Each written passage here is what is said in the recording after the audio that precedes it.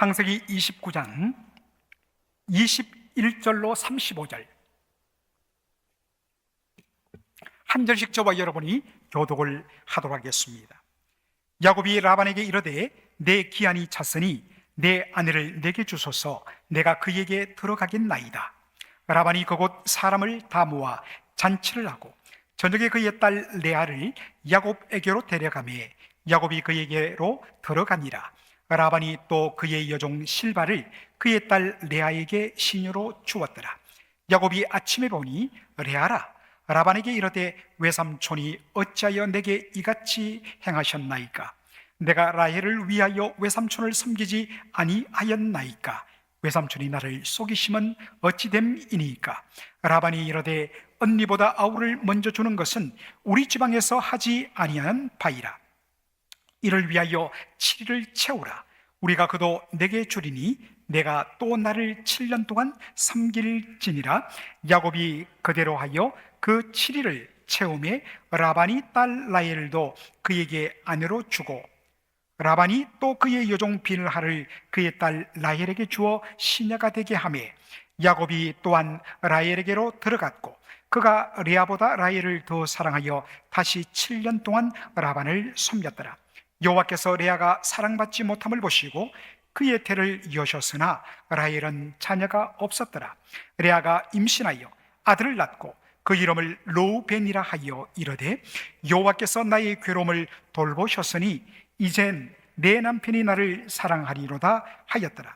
그가 다시 임신하여 아들을 낳고 이르되 여호와께서 내게 내가 사랑받지 못함을 들으셨으므로 내게 이 아들도 주셨도다 하고 그의 이름을 시몬이라 하였으며 그가 또 임신하여 아들을 낳고 이르되 내가 그에게 새 아들을 낳았으니 내 남편이 지금부터 나와 연합하리로다 하고 그의 이름을 레위라 하였으며 다같이요 그가 또 임신하여 아들을 낳고 이르되 내가 이제는 여호와를 찬송하리로다 하고 이로 말미암아 그가 그의 이름을 유다라 하였고 그의 출산이 멈추었더라. 아멘. 우리말에 뛰는 놈 위에 누가 있다고요? 나는 놈이 있다 라고 하지요. 여러분, 야곱의 이름 뜻이 무엇입니까? 야곱은 속이는 자, 남의 발목을 잡는 자라는 뜻입니다. 야곱은 그의 이름 뜻대로 지금까지 남의 발목을 잡고 자기의 유익을 위해서라면 속이는 일을 서스름치 않고 저질렀던 사람이었습니다. 그 대표적인 경우가 무엇입니까? 눈이 어두워 앞을 잘 분간하지 못하는 아버지를 속이고 형 에서를 대신해서 축복을 대신받고 가로챈 일이었습니다.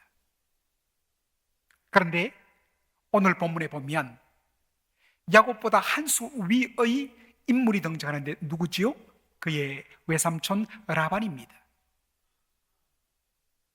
야곱이 형 에서의 미움을 피하여 저 북쪽 머나먼 곳에 있는 외삼촌 라반의 집으로 도피를 하였습니다.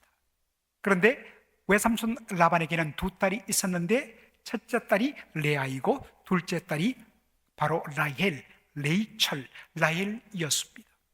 그런데 오늘 본문에 보니까 이 두 자매의 모습에 대하여 이렇게 성경은 표현합니다. 레아는 시력이 약하고 라헬은 곱고 아리따웠다라고 되어 있습니다. 여러분, 시력이 약하다는 말, 눈이 나쁘다, 그런 의미로 우리는 씁니다. 그런데 여러분, 어떤 영어 성경은 이것을 정확하게 이렇게 번역합니다. No sparkle. 여러분, 스파클이 뭡니까? 불꽃이 팍팍 튀는 것, 스파클이죠. 다른 말로 하면 광채입니다. 눈에 빛이 나는 안광, 눈에 빛이 나는 것. 여러분, 사람의 눈을 보면 그 사람의 모든 것을 볼 수 있습니다. 사람이 눈이 반짝반짝하고 광채가 나면 정말 총기 있고 아주 매력적으로 보입니다. 반면에 사람 모든 것은 멀끔한데 눈이 흐리멍텅하게 보이고 그렇게 보이면 도무지 끌리는 맛이 없습니다.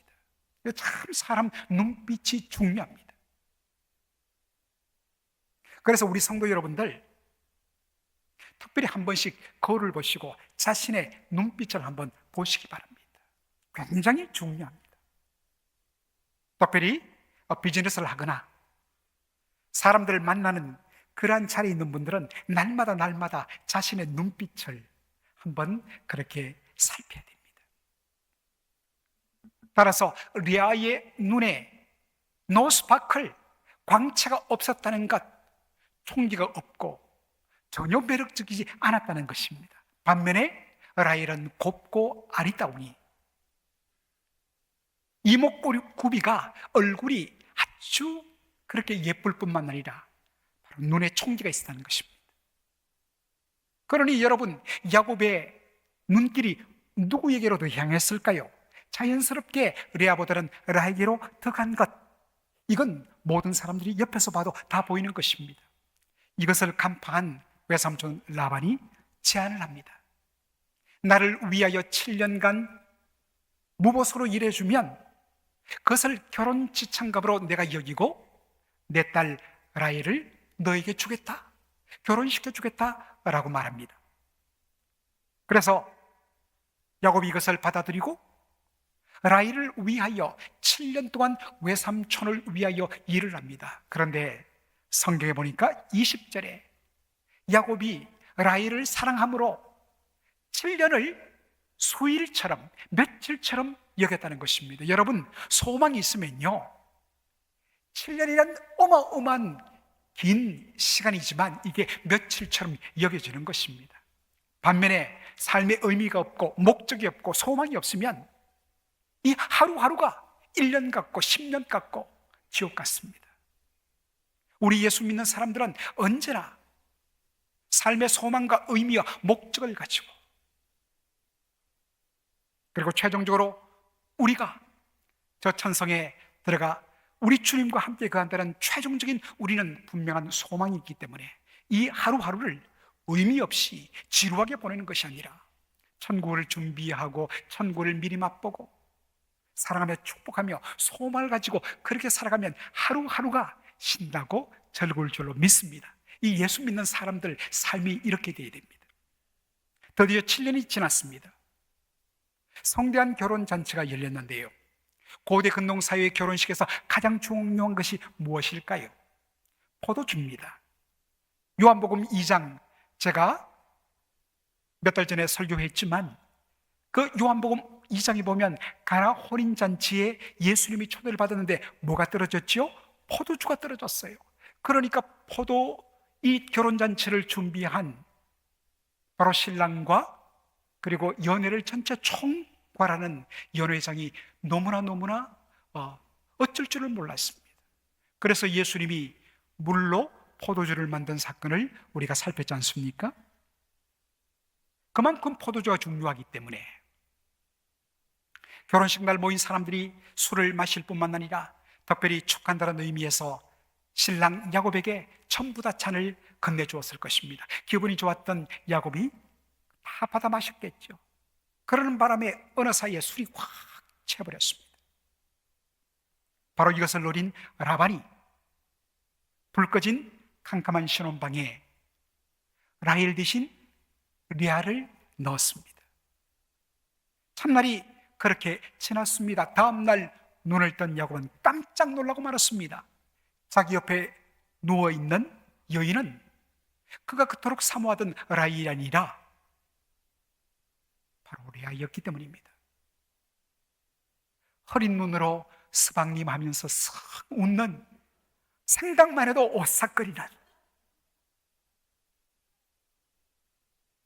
그래서 야곱이 밖으로 나가서 외삼촌 라반에게 따졌겠죠.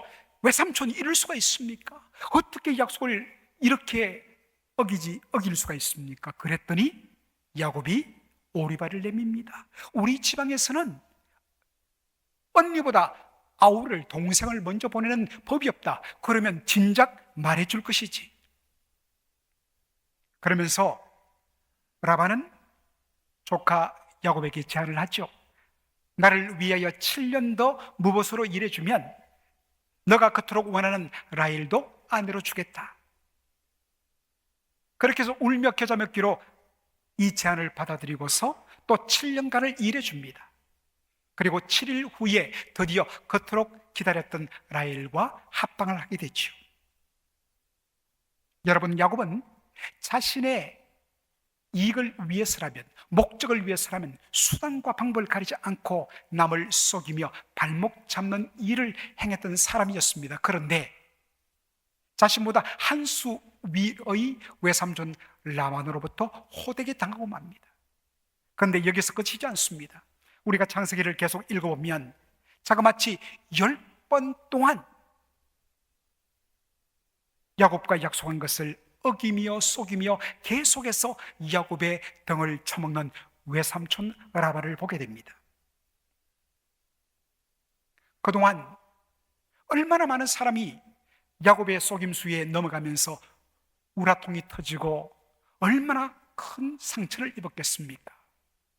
그런데 그렇게 아랑곳하지 않던 야곱이 이제는 제대로 된 적수를 만나서 제대로 된 값을 지불하는 것을 오늘 본문을 통하여 보게 됩니다. 여러분, 이 사건을 제가 묵상하면서 자연스럽게 떠오른 성경 구절 하나가 있었습니다. 바로 갈라디아서 6장 7절의 말씀입니다. 다 함께 읽어볼까요? 스스로 속이지 말라. 하나님은 업신여김을 받지 아니하시나니 사람이 무엇으로 심든지 그대로 거두리라. 사람들은 내가 뭐 이거 한다고 뭔 일 생기겠어? 라고 그렇게 행동합니다.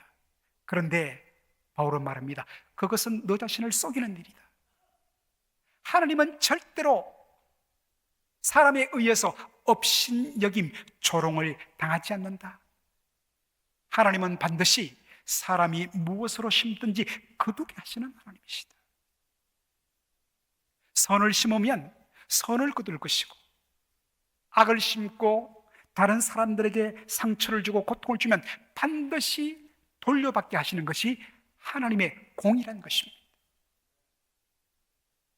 물론 사도 바울은 이 말씀을 하면서 성도들에게 영적인 도전을 줍니다.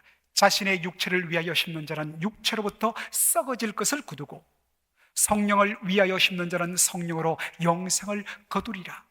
그러나 이것은 단순히 영적인 삶뿐만 아니라 우리 모든 삶에도 동일하게 적용된다는 것입니다. 그러므로 사도 바울은 이렇게 갈라디아 성도들을 도전합니다. 우리가 선을 향하되 낙심하지 말지니 포기하지 아니하면 때가 이름에 반드시 거두리라 말씀합니다. 여러분, 하나님이 때가 차면 하나님이 심은 대로 반드시 거두게 하십니다. 여러분, 다른 사람의 눈에 피눈물을 흘립니까? 고통을 줍니까? 미움을 심습니까? 분열을 심습니까? 그냥 사라지는 것처럼 보이죠? 아니에요. 하나님 다 보고 계십니다. 하나님은 절대로 업신여김을 당하는 분이 아니에요.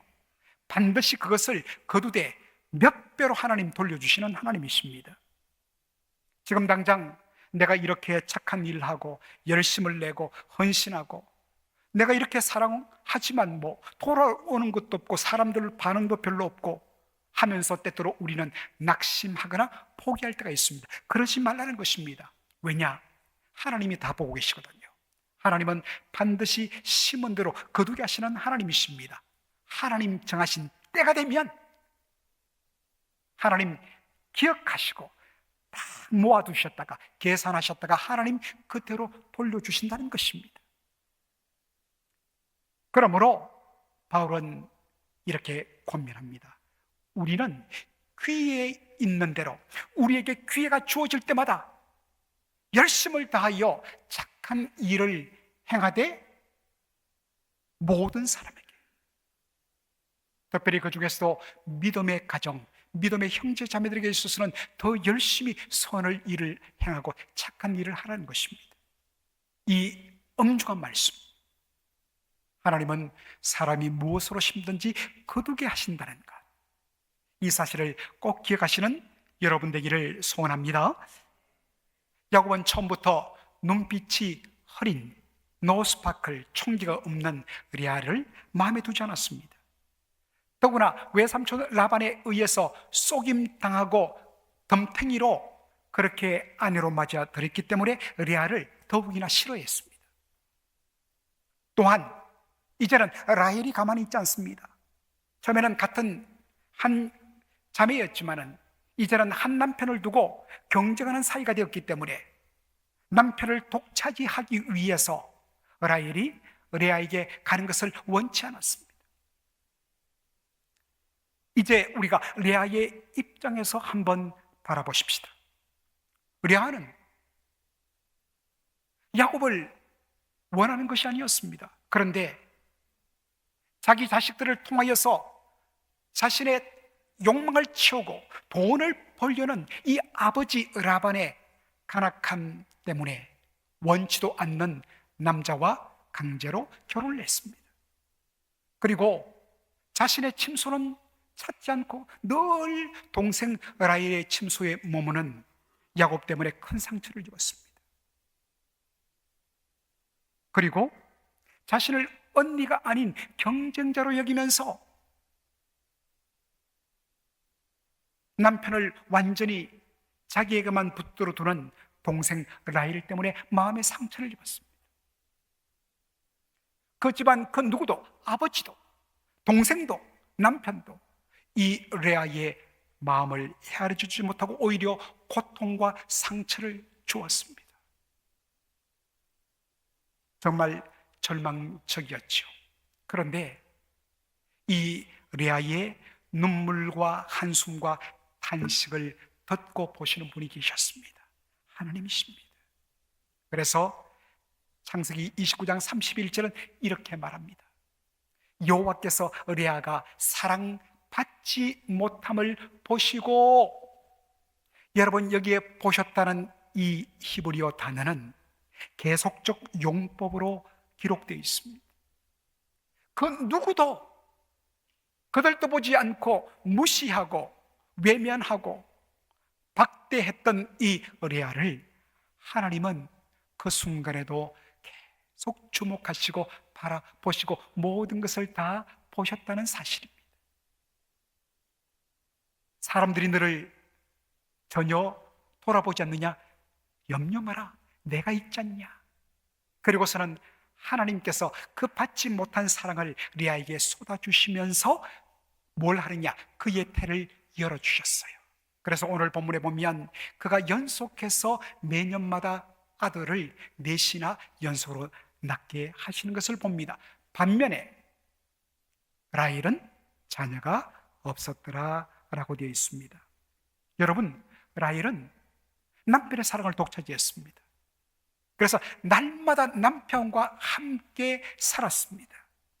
인간적으로 보면 아이가 어디서 나는 것이 정상입니까? 라헬에게서 나는 것이 정상인데 놀랍게도 라헬은 자녀가 없었더라. 반면에 레아는 하나님이 그의 태를 열어주셨더라. 사랑하는 성도 여러분,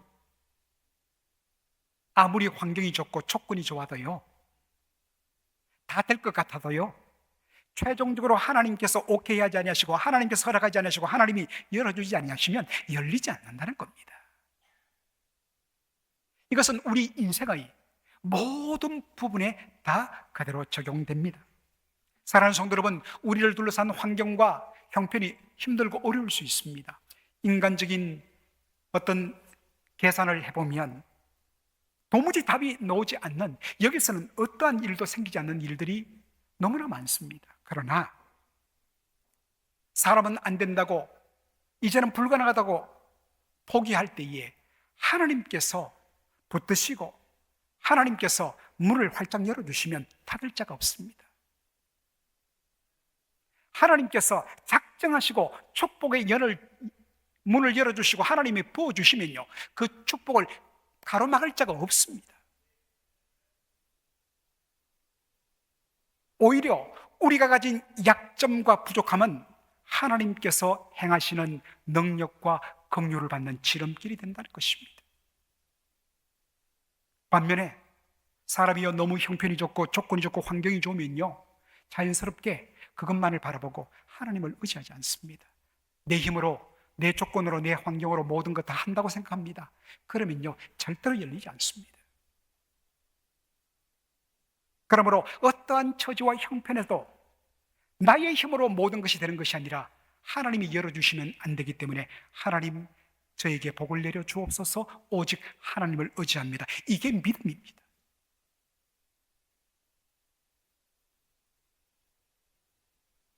이제 오늘 본문의 말씀 마지막을 우리가 살필 텐데, 여러분 오늘 읽었지만 본문의 마지막은 레아가 하나님이 태를 열어주심으로 연속해서 4명의 아들을 낳는 그러한 모습이 기록되어 있습니다. 레아가 첫째 아들을 낳은 후에 이름을 뭐로 짓습니까? 르우벤으로 짓습니다. 르우벤은 르우, 보라, behold, 보라, 벤, 아들이라. 우리 여기 이제 벤 이름을 가진 그 자녀가 있는데, 그게 이 벤이 히브리어로 son, 아들이란 뜻입니다. 보라, 아들이다. 레아는 하나님께서 자신의 이 억울함과 자신의 눈물과 탄식을 하나님께서 다 보셨다고 믿었습니다. 그러면서 이제 첫 아들을 낳았으니까 내 남편이 이제 내게로 마음을 돌리고 나만 바라볼 것이라는 기대를 가지고 이름을 르우벤이라 지었습니다. 그런데 남편이 전혀 눈길을 주지 않았습니다.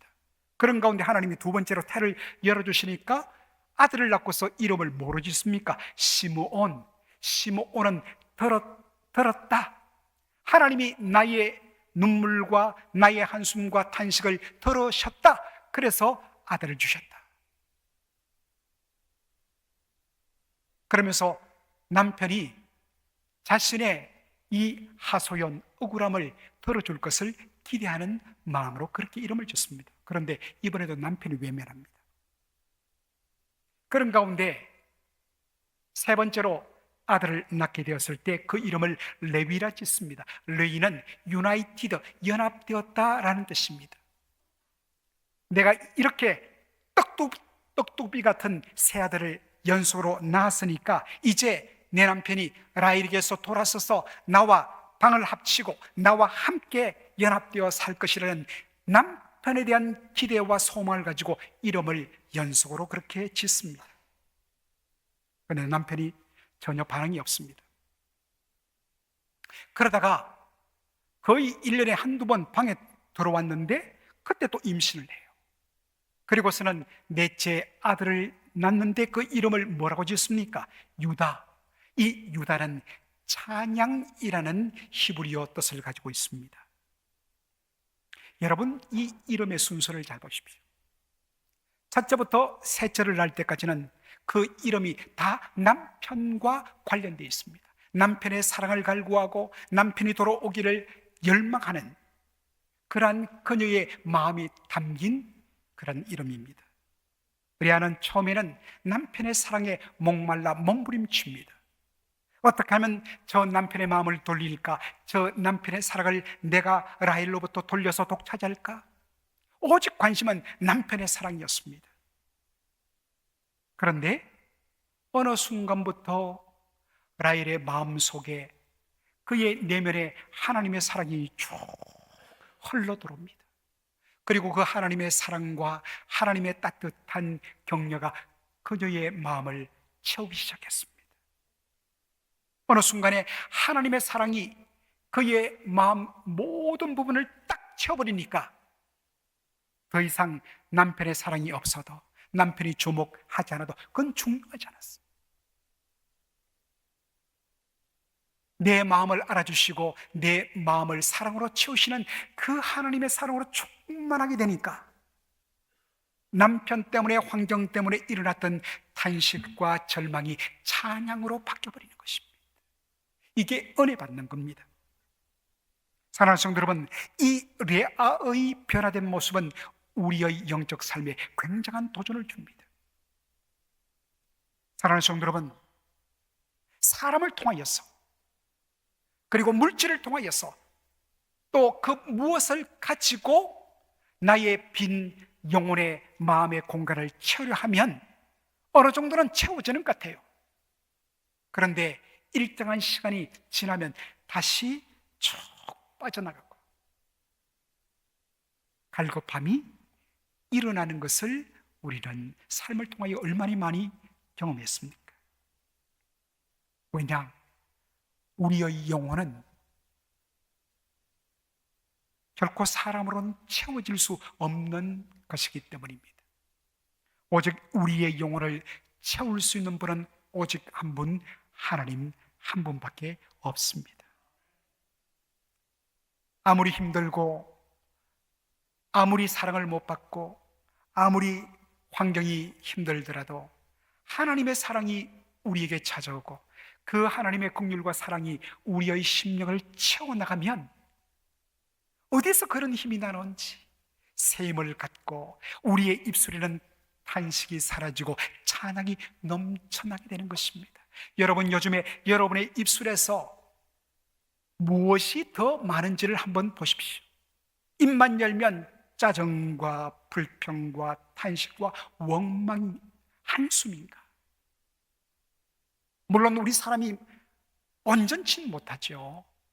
때로 우리 짜증도 나고 때로 불평도 할 수 있지만 정도의 차이, 훨씬 더 많은 비중으로 우리의 입술에 감사, 우리의 입술에 찬송, 우리의 입술에 따뜻한 말들, 왜 그렇습니까? 그 차이는 뭡니까? 지금 내 마음이 어떤 상태로 있는가를 보여주는 겁니다. 하나님의 사랑이 우리 속에 흘러 들어와야 됩니다. 하나님의 은혜가 우리의 마음에 채워지기만 하면 탄식이 사라지고 변하여 찬송과 감사가 될 줄로 믿습니다. 오늘 저는 말씀을 이렇게 마무리합니다. 지금 사랑하는 성도 여러분, 여러분의 삶이 어떠하든지 먼저 하나님 앞에서 자신을 살피면서 정말로 내가 지금 무엇을 심고 있는가? 하나님은 사람이 무엇으로 심든지 심은 대로 거두게 하시는 하나님. 그러므로 당장 눈앞에는 뭔가 보이지 않을지라도 반드시 심은 대로 거두게 하시는 하나님이신 줄로 믿고서 할 수 있는 대로, 기회가 주어지는 대로 모든 사람에게 선한 일에 열심을 내겠다고 결단하는 여러분 되기를 주의 이름으로 축원합니다. 반드시 그대로 거두게 하실 줄로 믿습니다. 다시 한 번 더 여러분의 심령 속에 무엇으로 내가 지금 채워져 있는가? 여러분, 여러분의 남편, 여러분의 아내, 여러분의 자녀 물론 소중합니다. 그러나 그분들은, 그 존재는 결코 여러분을 채울 수가 없습니다. 오직 우리를 채울 수 있는 분은 하나님밖에 없습니다. 하나님의 사랑을 온전히 내 마음속에 체험으로 말미암아 내가 변화되어서 찬송하며 하나님을 감격하며 하나님을 높이는 저와 여러분의 심령 되기를 주님의 이름으로 축원합니다. 아멘.